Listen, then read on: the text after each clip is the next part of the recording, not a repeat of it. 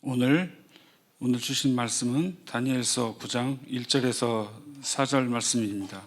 다니엘서 9장 1절에서 4절입니다. 다 같이 읽으시겠습니다. 메대 족속 아하수에로의 아들 다리우스가 바벨로니아 나라의 왕이 된 첫 해, 곧 그가 통치한 첫 해에 나 다니엘은 거룩한 책들을 공부하면서 주님께서 예레미야 예언자에게 하신 말씀, 곧 예루살렘이 70년 동안 황폐한 상태로 있을 것을 생각하여 보았다. 응답을 들으려고 나는 금식을 하면서 베옷을 걸치고 재를 깔고 앉아서 하나님께 기도를 드리면서 간구하였다.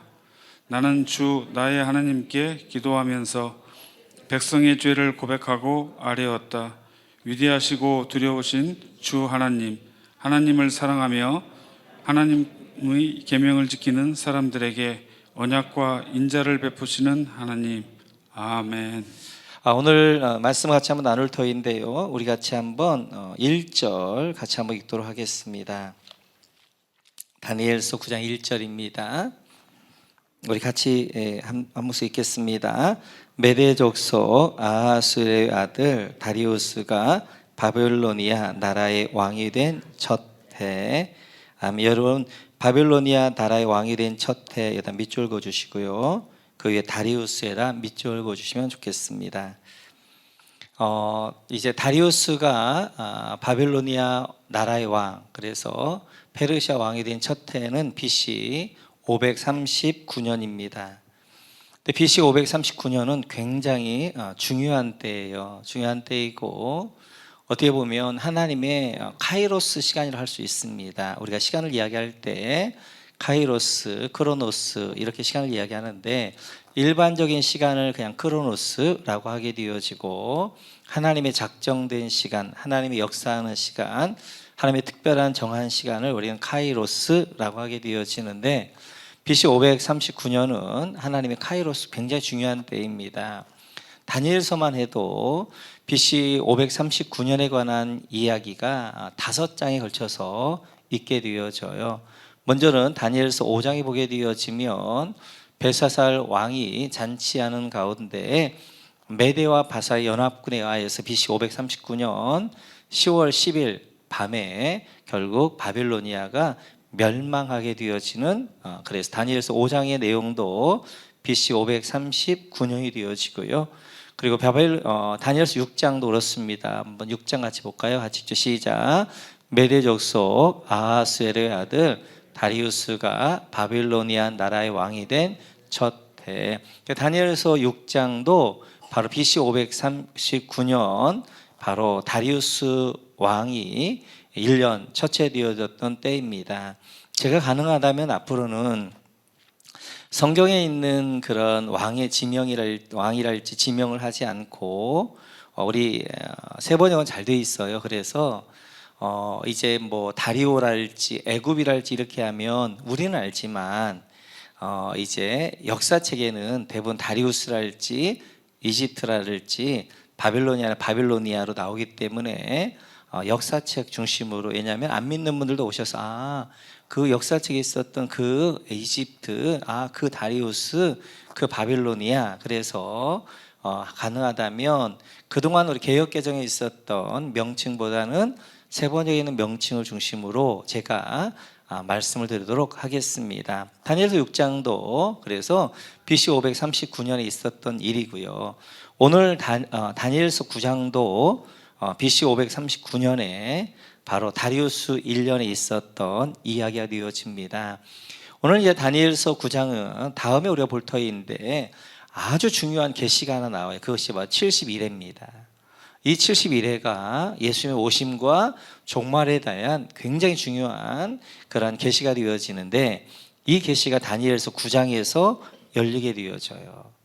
뿐만 아니라 다니엘서 11장도 그렇습니다. 같이 한번 볼까요? 같이 읽죠. 시작. 내가 메대 사람 다리우스 1년에 그를 강하게 하고 보호하려고 일어섰다. 그래서 다니엘서 11장도 바로 다리우스 1년 BC 539년에 있었고요. 다니엘서 12장도 이제 BC 539년 바로 이때 있었습니다. 그래서 이제 다니엘서가 12장까지 있는데 5장, 5장에 걸쳐서 BC 539년에 일어났던 일을 설명하고 있어요. 이렇듯이 BC 539년은 하나님의 굉장한 카이로스 시간, 아주 너무 중요한 그런 시간이 되어집니다. 이때 과연 다니엘은 뭘 했는가? 그러면 우리는 우리의 삶 가운데 하나님의 카이로스, 하나님의 정하신 때가 있게 되어지고 하나님 역사하는 시간들이 있는데 그때 우리는 무엇을 해야 될 것인가 하는 것들을 중심으로 살펴보도록 그렇게 하겠습니다. 오늘 2절 같이 한번 볼 터인데요. 2절입니다. 같이 읽지요. 곧 그가 통치한 첫 해에 나 다니엘은 거룩한 책들을 공부하면서 주님께서 예레미야 예언자에게 하신 말씀 곧 예루살렘이 70년 동안 황폐한 상태로 있을 것을 생각하여 보았다. 우리 세번역은 그냥 평신도들이 읽기에 쉽게 되어져 있습니다. 그러다 보니까 설교하는 데는 좀 불편해요. 그래서 여기가 이제 이렇게 읽도록 좀 편하게 되어져 있는데 개역개정을 보면 이렇게 되어져 있어요. 같이 한번 볼까요? 같이 시작. 곧 그 통치 원년에 나 다니엘이 책을 통해 여호와께서 말씀으로 선지자 예레미야에게 알려주신 그 연수를 깨달았나니 곧 예루살렘의 황폐함이 70년 만에 그치리라 하신 것이니라. 아멘. 이렇게 다니엘이 망할 것 같지 않았던 바빌로니아가 망하게 되어지고 그리고 메대와 페르시아가 일어서면서 이제 조금은 좀 충격적이었지요. 그래서 이걸 이제 보니까 이렇게 이제 망할 것 같지 않은 세계 최강의 나라로 했던 바빌로니아가 너무 허무하게 이제 이런 페르시아에게 망하게 되어지는 거예요. 그러다 다시 다니엘이 뭘 기억하게 되냐면 예레미야 말씀을 기억하게 되어져요. 그리고 예레미야 말씀을 쭉 읽어가게 되어집니다. 그러다가 29장에서 이것을 읽게 되어지죠. 같이 한번 읽습니다. 같이 읽죠. 시작. 나 주가 분명히 말한다. 너희가 바빌로니아에서 70년을 다 채우고 나면 내가 너희를 돌아보아 너희를 이곳으로 다시 데리고 오기로 한 나의 은혜로운 약속을 너희에게 그대로 이루어 주겠다. 아멘. 예레미야에게 하나님이 약속했던 약속. 바빌로니아의 포로로 잡혀갈 것이지만 70년 만에 내가 다시 회복할 것이다. 이것을 다니엘이 이미 알고는 있었지만 지금 하나님이 역사하심들 가운데 BC 539년에 바빌로니아가 망하면서 페르시아가 이제 일어서면서 그거 다시 기억을 한 거예요. 지금처럼 그 당시에 다니엘이 막 성경을 가지고 있는 게 아니잖아요. 그 당시에는 모세 오경만 있었고 그리고 예레미야 이야기도 이제 두루마리로 이렇게 되어져 있고 아직은 성경으로 되어져 있지 않는 그때 다니엘이 이 예레미야의 예언서를 다시 읽게 되어지는 거예요. 그러다가 29장에 와서 하나님이 70년 만에 이제 바빌로니아에서 다시 그들 회복한다고 하셨지 그 말씀 다시 그가 묵상하게 되어지는 거예요. 그래서 세어보니까 이제 BC 605년에 다니엘의 나이 15살에 포로로 잡혀오게 되어졌고 그리고 지금 BC 539년이기 때문에 66년이라는 시간이 지난 거예요. 66년이라는 시간이 지났기 때문에 하나님의 약속한 70년이 멀지 않은 걸 알게 되어진 거예요. 하나님의 약속은 변함이 없구나. 그렇게 망하지 않을 것 같던 그런 바빌로니아가 망하면서 하나님의 약속한 70년이 가까워오는구나 하는 것들을 이제 다니엘이 깨닫게 되어지는 거죠. 다시 확인하게 되어지는 거죠. 그래서 BC 605년 바로 다니엘 날이 15살에 포로로 잡혀와서 BC 539년 그의 나이 81가 되어지는 81세가 되어졌을 때 그가 이제 이 말씀을 깨닫고 이 말씀을 이제 그가 하는 것들을 볼 수 있습니다.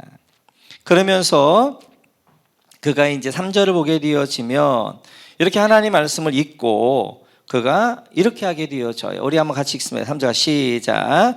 응답을 들으려고 나는 금식을 하면서 베옷을 걸치고 재를 깔고 앉아서 하나님께 기도를 드리면서 간구하였다. 여러분, 나는 금식에다 밑줄 그어주시고 베옷에다 밑줄 그어주시고 재를 깔고에다 밑줄 그어주시고 하나님께 기도를 드리면서 간구하였다에다 밑줄 그어주시고 그리고 기도에다 동그라미, 간구에다 동그라미.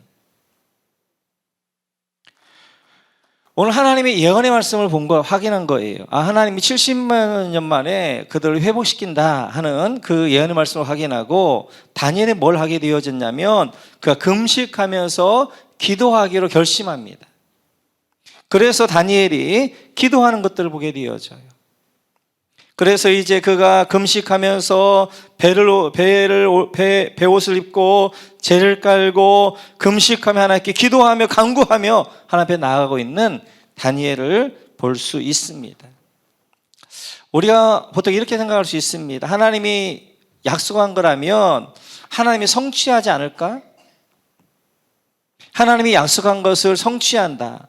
물론 하나님 약속은 성취하시죠. 그래서 기도할 필요가 뭐 있나 하시는 분들은 운명론자들이에요. 또 많은 분들이 이렇게 이야기합니다.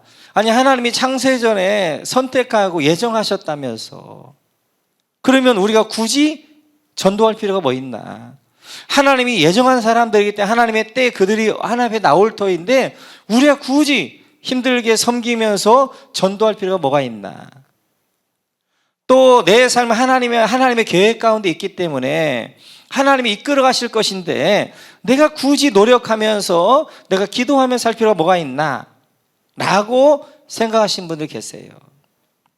그래서 하나님이 이미 계획하신 것이니까 하나님이 약속하신 거니까 하나님이 성취할 거야 라고 하시는 분들 계시는데 하나님이 약속하셨지만 하나님의 성취하는 사이에 중요한 게 하나 있습니다. 오늘 이제 예레미야 29장을 보면 이렇게 말씀하게 되어져요. 같이 한번 읽죠. 시작. 너희가 나를 부르고 나에게 와서 기도하면 너희가 너희의 호소를 들어주겠다. 여러분 12절 보셨죠? 거기 나를 부르고 기도하면 여기다 밑줄 그어주시고 지금 29장 10절에서 우리가 아까 봤던 것처럼 여러분 10절도 한번 보시면 바빌론에서 70년을 다 채우고 나면 여기다 밑줄 그어주시고 하나님 뭐라고 약속하고 있냐면 바빌로니아 70년을 채우고 나면 그들 돌아오겠다고 약속하셔요. 근데 이 약속을 하는데 12절에 보게 되어지면 너희가 기도하면 이 약속이 성취된다는 거예요. 그러니까 하나님이 예언하셨어요. 약속하셨어요. 그럼에도 불구하고 기도하지 않으면 그게 안 이루어지는 거예요. 그 하나님이 약속을 예언했지만 그 가운데 기도를 하면 그 기도를 통하여서 하나님이 그 약속과 예언을 성취시켜 주시죠. 그래서 지금 하나님이 이제 예레미야를 통하여서 다니엘 이제 바벨로니아에서 70만 년만 회복할 것이다라고 약속하셨어요. 그리고 다니엘이 그 약속을 붙들고 기도하게 되어져요. 그랬더니 하나님이 응답을 해주시는데 이제 BC 538년부터 엄청난 일이 일어나는 거예요. BC 539년에 바빌로니아가 멸망하게 되어 페르시아가 일어서게 되어지고 그리고 BC 538년에 1년 후에 이제 고레스가 칙령을 내려서 이스라엘로 하여금 이제 유대인들은 다 자기 고향으로 돌아가라 하게 되어지고 그 다음 해가 되어진 BC 537년에 이스라엘 1차 포로 귀환이 있게 되어지고 그 1년 후는 이 BC 536년에 1차 성전 기공식을 하게 되어져요. 성전을 시작하게 되어져요. 이렇듯이 다니엘이 지금 하나님의 예언의 말씀을 봤어요. 70년 만에 회복할 것이다 받고 그것을 다니엘이 기도했더니 하나님의 그 기도, 약속의 기도를 이제 기도하는 다니엘 기도를 통하여서 하나님이 일하기 시작하시는 거예요.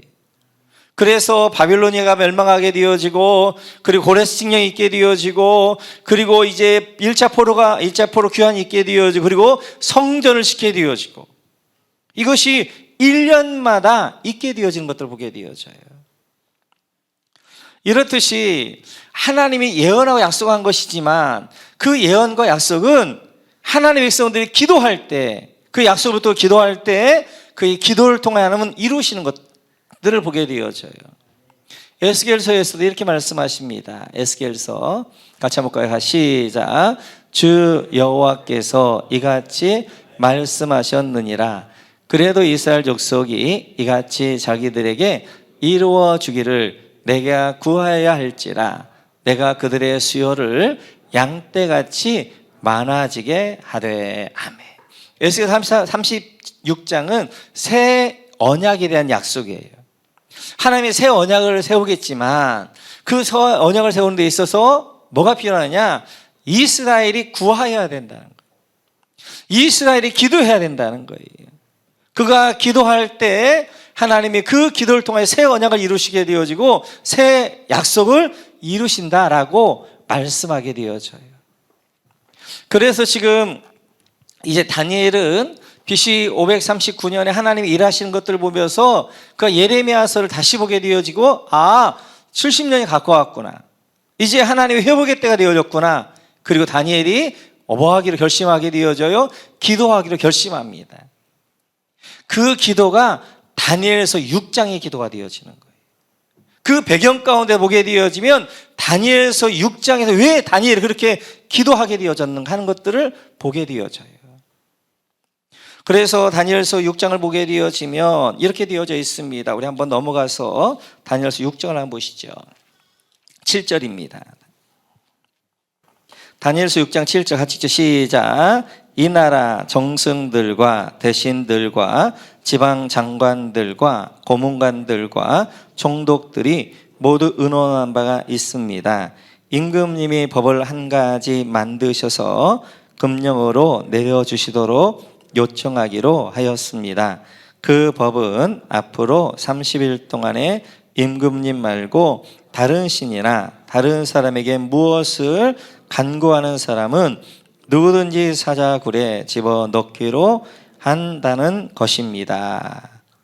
그래서 이제 다리우스 때에 금령이 하나 만들어져요. 그것은 30일 동안만 이제 다른 신에게 기도하지 말고 다리우스에게만 기도하라는 거예요. 아니 왜 30일이야 30일? 아니 이제 다리우스 통치할 동안에 그렇게 하든지 아니면 그렇게 해야 되잖아요. 그런데 한 달의 시간 동안 왜요? 사단이 뭘 끊는 거예요? 다니엘의 기도를 끊고자 하는 거예요. 이 약속의 말씀을 붙들고 다니엘과 함께 지금 누가 기도하는 거예요? 이스라엘 백성들이 지금 기도하기로 결심하고 기도하게 되어져요. 그 기도를 통해서 어떻게 하는 거예요? 하나님이 예레미야를 통해 약속하신 그 예언의 말씀을 성취가 이루어지니까 사단이 지금 뭐 하고 있는 거예요? 기도를 못하게 하려고 기도를 끊는 거예요. 이 다니엘은 그걸 알고 있습니다. 그래서 10절에서 그가 이렇게 이야기하죠. 10절 같이 읽죠. 시작. 다니엘은 왕의 금령 문서에 도장을 찍은 것을 알고도 자기 집으로 돌아가서 다락방으로 올라갔다. 그 다락방은 예루살렘 쪽으로 창문이 나 있었다. 그는 늘 하듯이 하루에 3번씩 그의 하나님께 무릎을 꿇고 기도하며 감사를 드렸다. 그가 아는 거예요. 뭘 아는 거예요? 사단의 계략을. 지금 30일 동안 기도를 멈추게 하는 것이 아니라 하나님의 약속이 이루어지지 못하도록 기도를 끊고 있는 거예요.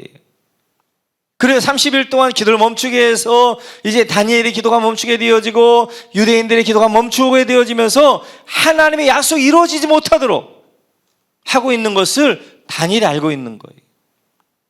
그래서 다니엘은 지금 목숨을 걸고 어떻게 하는 거예요? 기도에 자려 나가는 거예요. 이때 기도를 끊으면 안 되는 거예요. 기도가 멈춰지면 안 되는 거예요. 계속 기도를 통하여서 이 하나님의 카이로스 하나님의 약속이 언약이 예언이 성취가 되어져야 되기 때문에 그는 사자굴에 들어갈 줄 알면서도 뭘 어떻게 하는 거예요? 동일하게 예루살렘 향하여서 문을 열고 이스라엘 백성들이 유대인들에게 하고 있는 메시지예요. 우린 기도를 멈추면 안 된다. 어떤 일을 기도해야 된다. 그리고 예루살렘 향하여서 문을 열어서 기도하면서 그는 어떻게 하는 거예요? 사자굴에 잡혀 들어가게 되어지죠. 그러지만 하나님의 약속을 믿고 기도했던 이 다니엘을 사자굴 하나님께도 건져주시는 것들을 볼 수 있어요. 그렇습니다. 성경에는 하나님의 약속들로 가득해요. 근데 그 약속들이 왜 내게 안 되냐는 거예요. 이 성경에 약속되어진 것이라고 내 거에 되는 것이 아니라 그 약속을 붙들고 기도하는 그 사람, 그 예언의 말씀을 붙들고 기도하는 그 사람을 통하여 하나님 어떻게 하는 거예요? 그 말씀이 그에게 약속이 성취가 되어지는 거예요. 그래 하나님의 약속은 그 약속을 붙들고 기도하는 사람을 통하여 하나님의 성취가 이루어지는 거예요.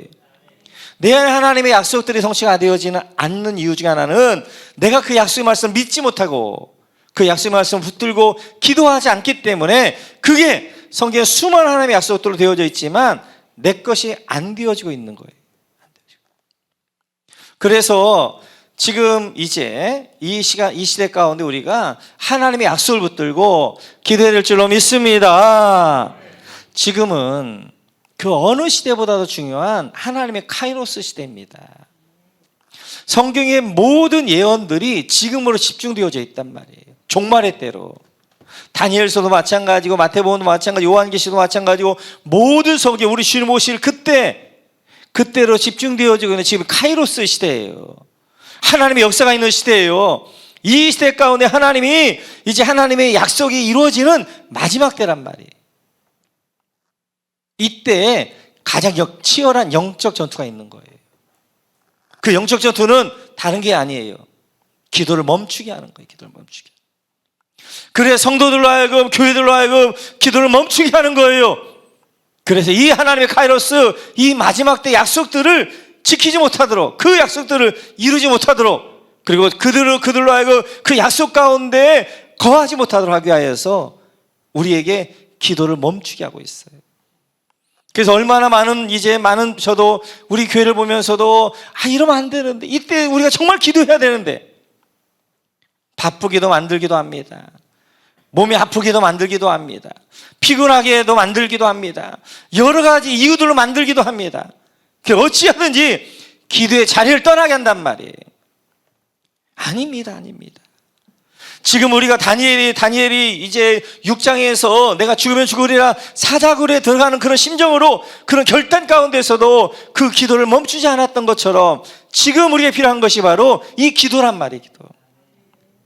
그래야 해서 사단이 너무나 많은 성도들이 영적 전쟁에 지고 있어요. 사단에.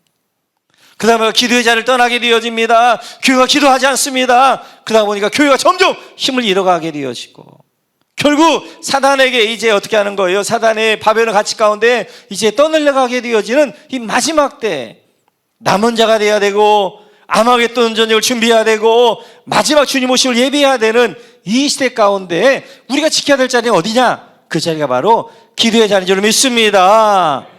오늘 이번에 다시 한번 우리가 결단하면서 오늘 다니엘이 내가 금식하며 기도하며 기도의 자리를 지켜야 되겠다 결단했던 것처럼 다시 한번 기도의 자리 여러분 지키셔야 됩니다. 마지막까지 믿음을 오겠느냐 말씀하시면서 기도의 자리를 지켜가면서 주님 오심을 예비하고 영적 전투를 준비하고 그리고 남은 자로 이 시대 가운데 주의 오심을 예비해야 되게 되어져요. 로마서를 보면 바울사도 이렇게 말씀하십니다. 같이 한번 볼까요? 같이 시작. 여러분은 지금이 어느 때인지 압니다. 잠에서 깨어나야 할 때가 벌써 되었습니다. 지금은 우리가 처음 믿을 때보다 우리의 구원이 더 가까워졌습니다. 밤이 깊고 낮이 가까워 왔습니다. 그러므로 우리는 어두움의 행실을 벗어버리고 빛의 갑옷을 입읍시다. 낮에 행동하듯이 단정하게 행합시다. 호사한 연애와 술 취함, 음행과 방탕, 싸움과 시기에 빠지지 맙시다. 주 예수 그리스도로 옷을 입으십시오. 정욕을 채우려고 육신의 일을 꾀하지 마십시오. 아멘. 깨어있는 우리 모두가 되시기를 주님의 이름으로 축원합니다.